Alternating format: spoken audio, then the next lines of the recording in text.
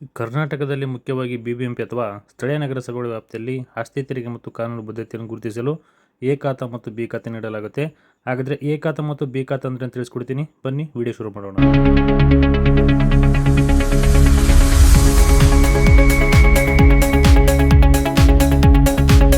ಹಾಗಾದರೆ ವೀಕ್ಷಕರೇ, ಎ ಖಾತಾ ಅಂದರೆ ಏನಂತ ಹೇಳಿದ್ರೆ, ಸರ್ಕಾರಿ ನಿಯಮಗಳ ಪ್ರಕಾರ ನಕ್ಷೆ ಮಂಜೂರಾತಿ ಮತ್ತು ನಿರ್ಮಾಣ ಅನುಮತಿಯನ್ನು ಪಡೆದು ಒಂದು ಕಾನೂನುಬದ್ಧವಾಗಿ ನಿರ್ಮಿಸಲಾದ ಆಸ್ತಿಗಳಿಗೆ ಎ ಖಾತಾ ಅಂತೇಳಿ ಕರೀತಾರೆ.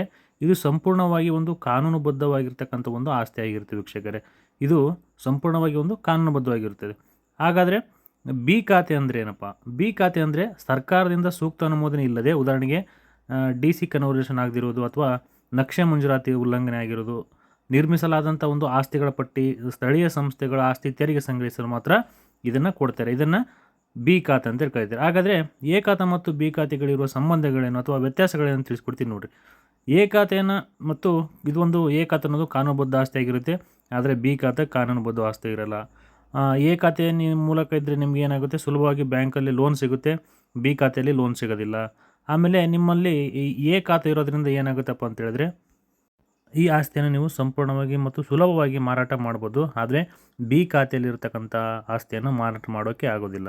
ಇದು ಎ ಖಾತೆಯಿಂದ ನಿಯಮಿತ ತೆರಿಗೆ ಕಟ್ಬೋದು, ಬಟ್ ಇದಕ್ಕೆ ಬಿ ಖಾತೆಯಿಂದ ತೆರಿಗೆ ಕಟ್ಟಕ್ಕೆ ಬರಲ್ಲ.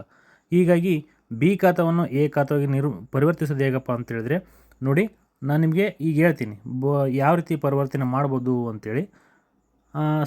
ಆಸ್ತಿಯು ಸರ್ಕಾರದ ಕಾನೂನು ನಿಯಮಗಳನ್ನು ಪೂರೈಸಿರಬೇಕಾಗುತ್ತೆ. ಅಂದರೆ ಕರ್ನಾಟಕದಲ್ಲಿ ವಿಶೇಷವಾಗಿ BBMP ವ್ಯಾಪ್ತಿಯಲ್ಲಿ ಬಿ ಖಾತೆ ಆಸ್ತಿಯನ್ನು ಎ ಖಾತೆಗೆ ಬದಲಿಸುವಂಥ ವಿಧಾನ ಇಲ್ಲಿದೆ ನೋಡಿರಿ.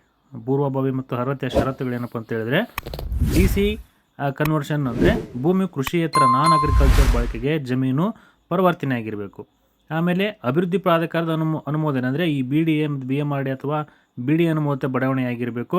ಉಲ್ಲಂಘನೆಗಳು ಇರಬಾರ್ದು, ಯಾವುದೋ ಉಲ್ಲಂಘನೆಗಳು ಇರಬಾರ್ದು. ಸರ್ಕಾರಿ ಅಥವಾ ಜಾಗ ಅಥವಾ ರಾಜಕಾಲುವೆ ಮೇಲಿನ ಒತ್ತುವರಿ ಆಗಿರಬಾರ್ದು. ಅಗತ್ಯ ಇರುವ ದಾಖಲೆಗಳಿರಬೇಕು. ಮತ್ತು ಏನಪ್ಪ ಅಂತ ಹೇಳಿದ್ರೆ ನಿಮ್ಮ ದಾಖಲೆಗಳು. ಆಮೇಲೆ ಆನ್ಲೈನ್ ಅರ್ಜಿ ಮಾಡಬೇಕು. ಆನ್ಲೈನಲ್ಲಿ ಅರ್ಜಿ ಹಾಕಿ ನೀವೇನು ಮಾಡ್ಬೋದು, ಇದನ್ನು ಬಿ ಖಾತೆಯಿಂದ ಎ ಖಾತೆಗೆ ಪರಿವರ್ತನೆ ಮಾಡ್ಬೋದು.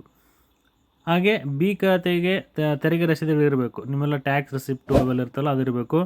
ಆಮೇಲೆ ಫಾರಮ್ 15 ಇರಬೇಕು. ಇದರಲ್ಲಿ ಫಾರಮ್ 15 ಕೇಳ್ತಾರೆ. ಮಾಲೀಕರ ಆಧಾರ್ ಕಾರ್ಡ್ ಕೇಳ್ತಾರೆ. ಇತ್ತೀಚಿನ ಒಂದು ಆಸ್ತಿ ತೆರಿಗೆ ರಸೀದಿ ನೀವೇನು ಕಟ್ಟಿರ್ತೀರಲ್ಲ, ಟ್ಯಾಕ್ಸ್ ಪೇಡ್ ರೆಸಿಪ್ಟ, ಅದನ್ನು ಕೇಳ್ತಾರೆ. ಆಮೇಲೆ ಇಲ್ಲಿ ತಾಂತ್ರಿಕ ಮತ್ತು ಜಮೀನು ದಾಖಲೆಗಳಿರ್ತು. ಜಿಲ್ಲಾಧಿಕಾರಿಗಳಿಂದ ಒಂದು DC ಪರಿವರ್ತನೆ ಅಂದರೆ ಕನ್ವರ್ಷನ್ ಆರ್ಡರ್ ಇರಬೇಕು. ಕಟ್ಟಡ ಮಂಜೂರಾತಿ ಒಂದು ಪತ್ರ ಇರಬೇಕು, ನಕ್ಷೆ ಇರಬೇಕು. ನಿಮಗೆ ಅಧಿಕೃತ ಸರ್ವೆಯಿಂದ ನಕ್ಷೆ ನೀವು ಮಾಡಿಸ್ಕೊಂಡು ರೆಡಿ ಇಟ್ಕೊಂಡಿರಬೇಕು. ಹೀಗಾಗಿ ನೀವು ಬಿ ಖಾತೆಯಿಂದ ಎ ಖಾತೆಗೆ ಮಾಡ್ಬೋದು. ಇದರಿಂದ ಏನೇ ಪ್ರಯೋಜನ ಸಿಗುತ್ತೆ ನಿಮಗೆ? ಪ್ರಯೋಜನ ಅಂತ ಹೇಳಿದ್ರೆ, ಎ ಖಾತೆ ಮಾಡಿಕೊಂಡ್ರೆ ನಿಮಗೆ ಬ್ಯಾಂಕಲ್ಲಿ ಸುಲಭವಾಗಿ ಲೋನ್ ಸಿಗುತ್ತೆ. ಆಮೇಲೆ ನಿಮಗೆ ಕಟ್ಟಡವನ್ನು ನಕ್ಷೆ ಮತ್ತು ಮಂಜೂರಾತಿ ಮಾಡಿಕೊಂಡು ನೀವು ಒಂದು ಮಾರಾಟವನ್ನು ಮಾಡ್ಬೋದು. ನಿಮ್ಮ ಆಸ್ತಿಯನ್ನು ಮಾರಾಟ ಮಾಡ್ಬೋದು, ಸುಲಭವಾಗಿ ಮಾರಾಟ ಮಾಡ್ಬೋದು. ಹಾಗಾಗಿ ನಿಮ್ಮ ಒಂದು ಬಿ ಖಾತೆಯಲ್ಲಿರ್ತಕ್ಕಂಥ ಆಸ್ತಿಯನ್ನು ಎ ಖಾತೆಯನ್ನಾಗಿ ಮಾಡಿಕೊಳ್ಳೋದು ಒಂದು ಸುಲಭ ವಿಧಾನ ಇದಾಗಿದೆ ವೀಕ್ಷಕರೇ. ನಾನು ಕೊಟ್ಟಿರ್ತಕ್ಕಂಥ ಮಾಹಿತಿ ನಿಮಗೆ ಇಷ್ಟ ಆಗಿದೆ ಅನ್ಕೋತೀನಿ. ದಯಮಾಡಿ ಇನ್ನೂ ಯಾರು ನಮ್ಮ ಚಾನಲ್ ಸಬ್ಸ್ಕ್ರೈಬ್ ಮಾಡಿಲ್ಲ, ತಾವು ಸಬ್ಸ್ಕ್ರೈಬ್ ಮಾಡಿ ಹೀಗೆ ಸಪೋರ್ಟ್ ಮಾಡ್ತಾಯಿರಿ.